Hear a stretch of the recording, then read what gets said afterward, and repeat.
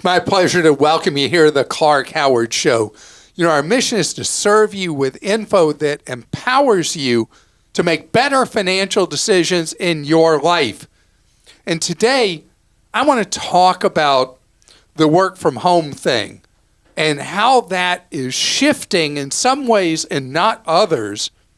And later, something came up in yesterday's podcast that made me really think about something. And that's, what are the fees that you're actually absorbing in investments you make that can so affect your future financial security and, dare I say, wealth or lack thereof? We're going to talk about that. So the whole work from home thing became the thing for people who could do it during COVID.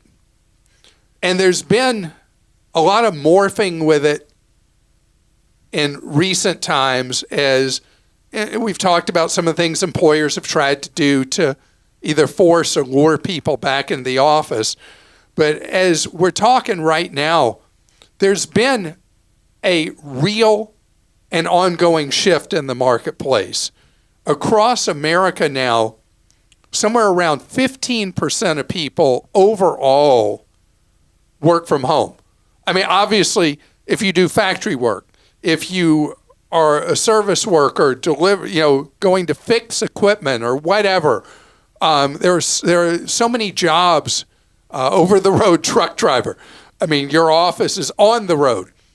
There's so many things where the nature of the work you do can't be from home. And listen to this. In states that are not office oriented, the number of people who work from home can be quite low. Remember, the national average 15. Do you know in Mississippi, according to Axios, only 5% of people, lowest in the United States, work from home? 95% have to go somewhere to work. But then in big office-oriented cultures, big cities that have a lot of office workers, it's more like 30% of people are working from home. And that doesn't even get in the whole hybrid thing in the office environment, with people working in the office 2-3 days a week and home other times. So I've got a lot of thoughts in this area.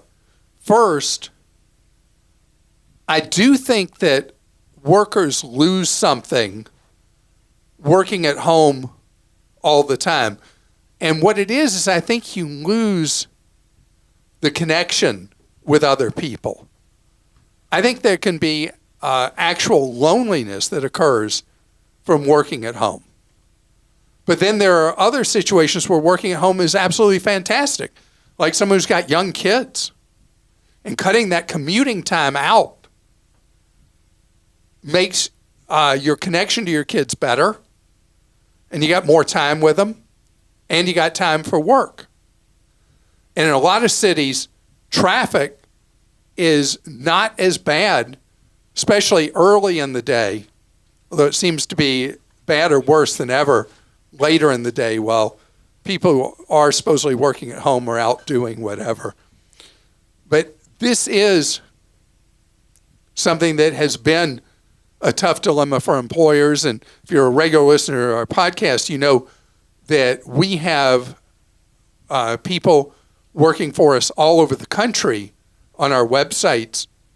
And when COVID hit, we didn't miss a beat because we had already worked in a remote collaborative environment.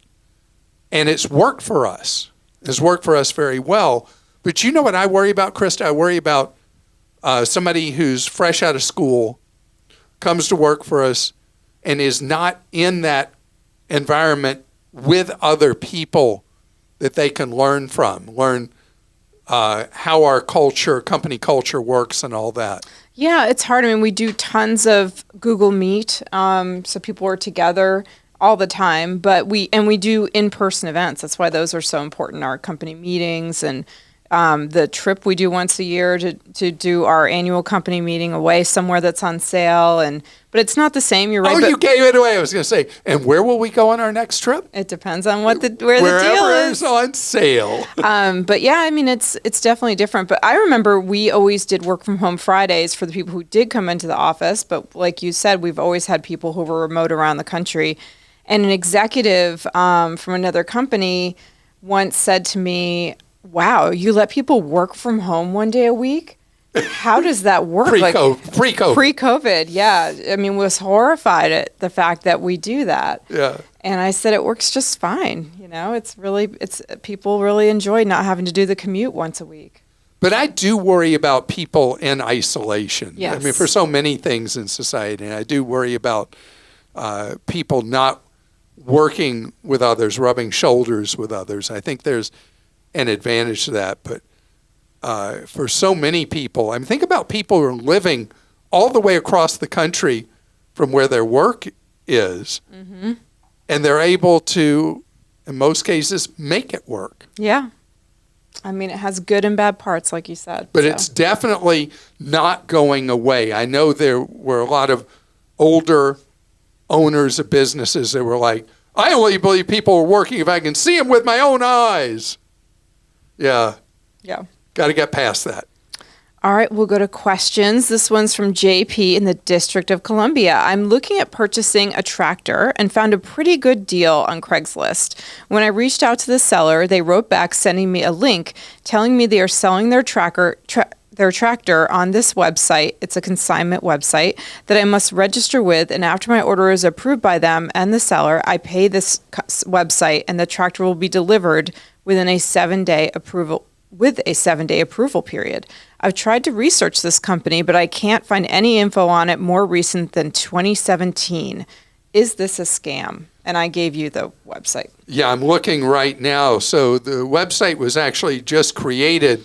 The URL was just registered. Just registered in the last few weeks. But that doesn't mean... That doesn't mean they're bad or anything.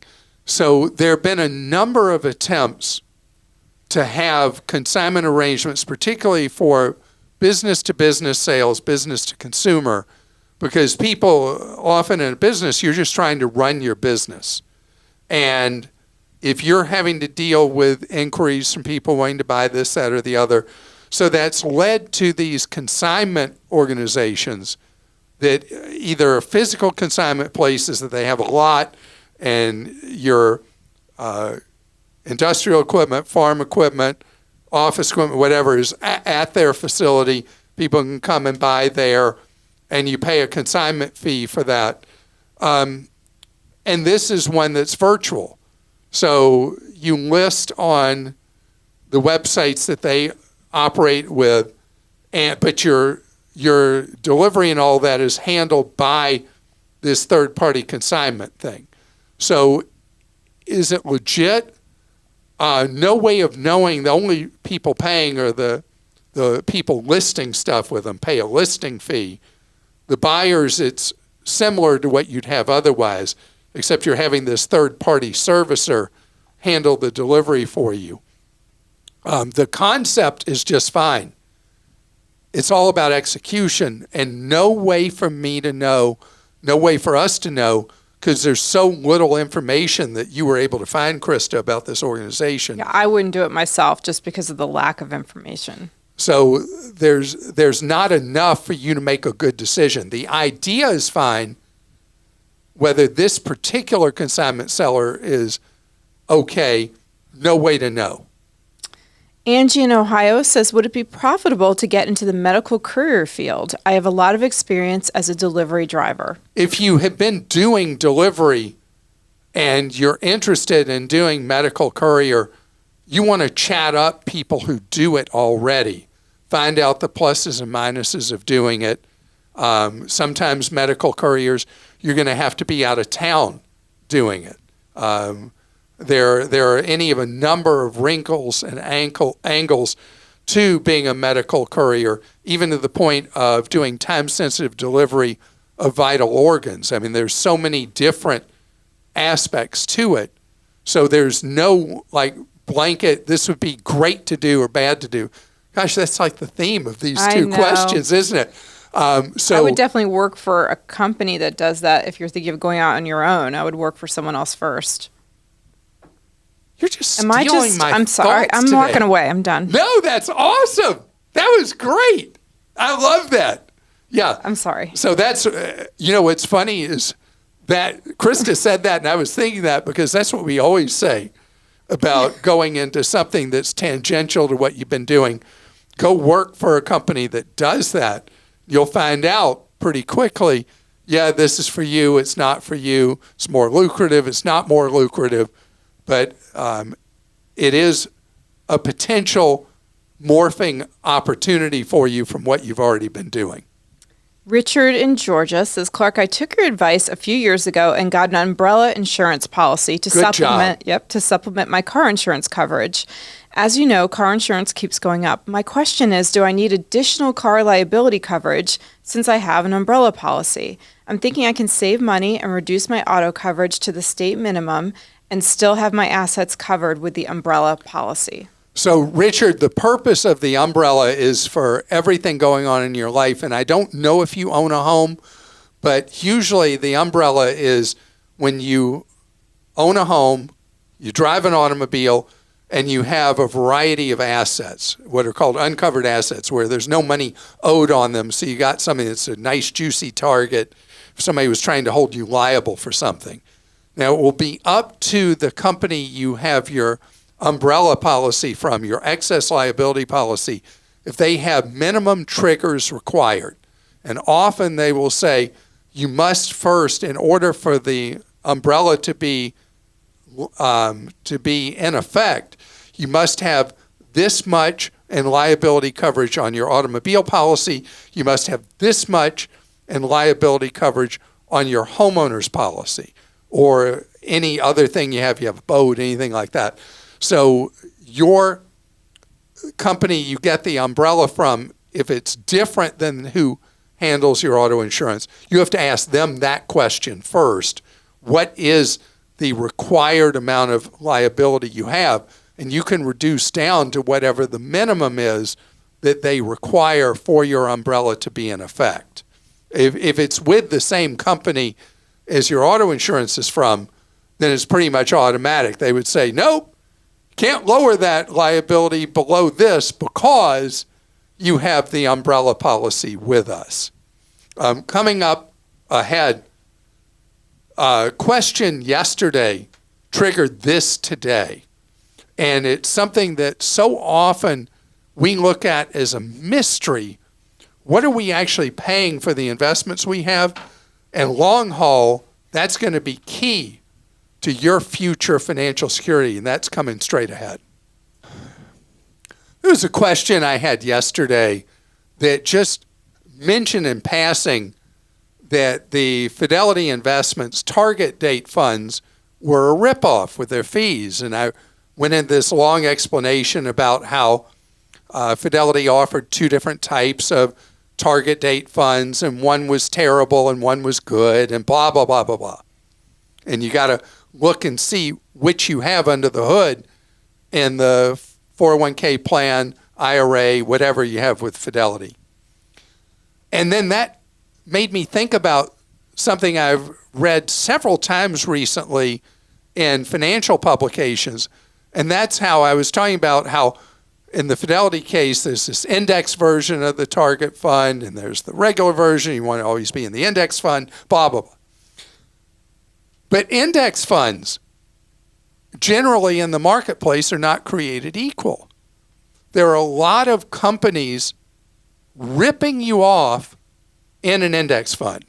Let me start with what an index fund is, because it should be the base for your investing, for just general investing and for retirement, that what you're up to is index funds. Because what an index fund is it's where there's basically no professional manager saying, oh, I should absolutely buy this stock and that one and sell this one and that and all that. What an index fund is you just own little pieces of many, many, many companies. That could be the most popular is the S&P 500 index, where you own little pieces of the 500 largest publicly traded companies, or you could own my favorite, the total stock market index, which is where you own little pieces of many, many, many thousands of companies, basically owning publicly traded American capitalism. I'm a big believer in international investing, so I own an international index fund as part of what I do. And so basically an index fund is where you're just taking a pulse of the market, and you're very average. I'm very average. I just want to ride with the market. I don't want to be too cute. The most important thing is live on less than what you make, hold down the cost of investments, and spread your money out. An index fund takes care of 2 and 3. Number 1 is all you and me, living on less than what you make, so you have the money to invest. But just because I love index funds doesn't mean I love all index funds, because a lot of the bank-based brokerage operations charge massively higher costs on index funds. Insurance companies that offer index funds, even worse than the bank-based brokerage operations on charging ridiculously high fees on these funds. On the other hand, if you go to my 3 favorite children, Vanguard, Fidelity, and Schwab, you're going to pay teensy tiny amounts, tiny management fees and no commissions for being in index funds. If you go in their close sibling, exchange traded funds, which is where like an index fund trades like a stock, those can be even cheaper. And the big sellers of those, you got Vanguard that's huge in that, but they're not even the biggest. There are others that are big in selling the index funds. But this is something that, selling the exchange traded funds, this is something where paying attention to the expense ratio that you have to pay is one of the key parts of you creating long-term wealth. And I want to talk about a wealthy investor for a minute, because in the Wall Street Journal, they gave an example of the difference it makes how much money someone will have going from a low-cost portfolio to a higher-cost portfolio.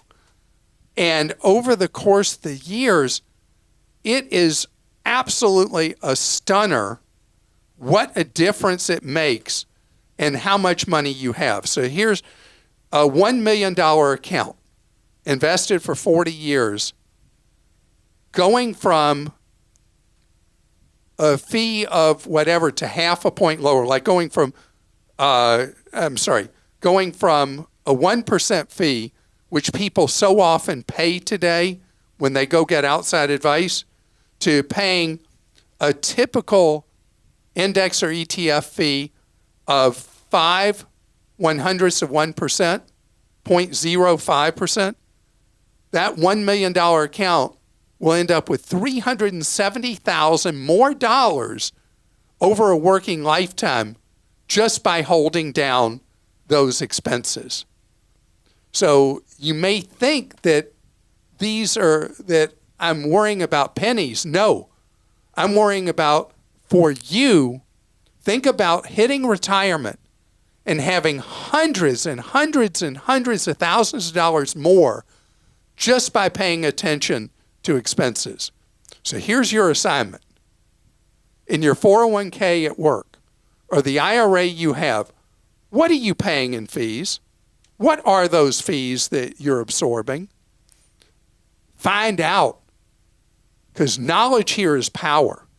And if you're paying too much, I want you to get those fees down, down, down. Because there's no difference, basically, with a broad market index from one issuer to another, the only difference that matters is what you're paying in fees. And if you're kind of trapped in one with your employer, maybe talk to the HR department, right? Well, that may work, but what I would say is that if you're in a crummy 401k plan and the investment choices they offer are crummy, you put into that 401k plan up to the employer match, and then you do your own fantastic, low-cost Roth IRA. All right, we'll go to questions. This one is from Pat in Oregon. We own a rental property in an LLC. We do not have a lot of monthly expenses we can put on a credit card. We do pay the utilities such as the water, internet, electricity, and the garbage. We do have the occasional Home Depot or Lowe's trip. Our average monthly business expenses are only about $400 unless there's something big that needs to be replaced. So many of the business credit cards require thousands of dollars in spending in the first 3 to 6 months to qualify for their sign-up bonuses. Do you have a recommendation for a business credit card that doesn't require thousands of dollars in spending to get the rewards? And P.S., my dog loves me listening to the podcast because that means we're on a walk. Aww. So I'm glad that we're able to educate your dog as well.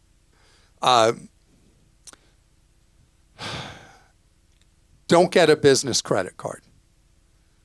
The business credit cards don't have the same protections under the law as a consumer card. But at the same time, you are personally liable on that business card. So just get a good consumer card that you can use for the expenses you have. And you're not going to get the great sign-up bonuses, but you don't have enough charge volume, let's say at $5,000 a year, that a lot of the fancy reward cards are not really going to be appropriate. Just get a simple 1.5% or 2% cashback card. Again, there may be a sign-up bonus that would be within reason on one of those. You can look at our list of cashback cards at Clark.com or at any site that does cashback card, shows cashback card deals. And that would be the simpler way. Since you're liable anyway, you just get that card, but you use it only for the rental property, only in that LLC. So at what point should a business get a business credit card? If you're big enough that you are need the type of card where you can have individual expense tracking for individual employees, and you're giving out a significant number of these cards to different employees, that's when it makes sense. Okay, and we do have the best small business credit cards on Clark.com. Jerry in Florida says, my youngest son will study abroad in New Zealand from January to June of next year. I'm jealous. I'm jealous too. Well, that sounds like real hardship. Yep. We currently have the T-Mobile Magenta Max military plan, which provides free international roaming and texts and 25 cents per minute calls. A T-Mobile rep recommended adding the T-Mobile Global Plus plan for $50 a month, but the fine print indicates... All right, we can stop right there. Oh, my goodness. Oh, my goodness. What happened to the uncarrier? What happened? John Ledger, come out of retirement. Stop doing your cooking videos and come back and bring that magic back that T-Mobile used to have. Because my son said recently, it was funny because he said, Dad, what's the difference between T-Mobile, AT&T, and Verizon today? I said, there's no difference between them now. I mean, I think about when John Ledger was running T-Mobile and he called Verizon and AT&T Dumb and Dumber, and they were run like typical bureaucratic monoliths. And now all three of them are. That was the worst advice they could have given you. Okay, I appreciate your passion, but I do want to finish Jerry's question. So just hang on. Hold on to that passion. So they did suggest adding the T-Mobile Global Plus plan. Yuck. The fine print indicates not for extended international use. You must reside in the U.S. and primary usage must occur on our U.S. network. He will need to be able to make local calls in New Zealand as well as talk to his friends and family back in the States. Okay, so that completes the thought Okay. Yes, T-Mobile, get your act together. You want to be better? Be better. Don't be like Dumb and Dumber. I guess we're going to call them Dumb, Dumber, and Dumbest. Ah. Okay, so Jerry's son. So Jerry's son, what you do? Jerry, your son's going to buy a local SIM in New Zealand, a local SIM card. That's going to be his service. Got to make sure that the phone that he's got with T-Mobile is unlocked. If necessary, you'll either have to pay off the remainder of that contract so it's unlocked on the phone, or he'll need a different phone to use in New Zealand, because he's not going to want to use, in fact, you'll want to suspend the T-Mobile service for those 6 months he's in New Zealand, because he'll do a local SIM. He'll be able to make calls and all that in New Zealand. He'll have data in New Zealand. This is how you do any extended stay past 30 days in a foreign country, is you buy a local SIM. Then with you, he'll communicate either on the backbone of, if you're an iPhone family, you'll do your communicating back and forth on iMessage and FaceTime and blah, blah, blah. If you're a mixed family with Android and iPhone, you'll be using WhatsApp or Viber, those kind of apps, to do free calling, free video calling, all of that. And this is so easy, and it'll be really easy for your son, because most of what you need is data backbone. And so you want, he'll learn from his friends in the study abroad program when he gets there, which is the best local SIM to have in New Zealand, that he just pops into that phone for those 6 months. And he's a really lucky guy. Okay, so I thought this was crazy. We have another question from a Jerry. This Jerry's in Colorado about New Zealand. So here it goes. I booked an 11-day cruise around New Zealand that starts out of Sydney. We have 5 nights in Sydney before we start the cruise. What's the best way to get around? I'm a little nervous using a rental car because I think they drive on the other side of the road. They do drive on the other side of the road. Australians generally drive much better than Americans. I've driven in Australia, multiple cities, multiple times. But Sydney, if your 5 nights are in Sydney, the public transit in Sydney is so incredibly great, you will never need a car at any time in Sydney.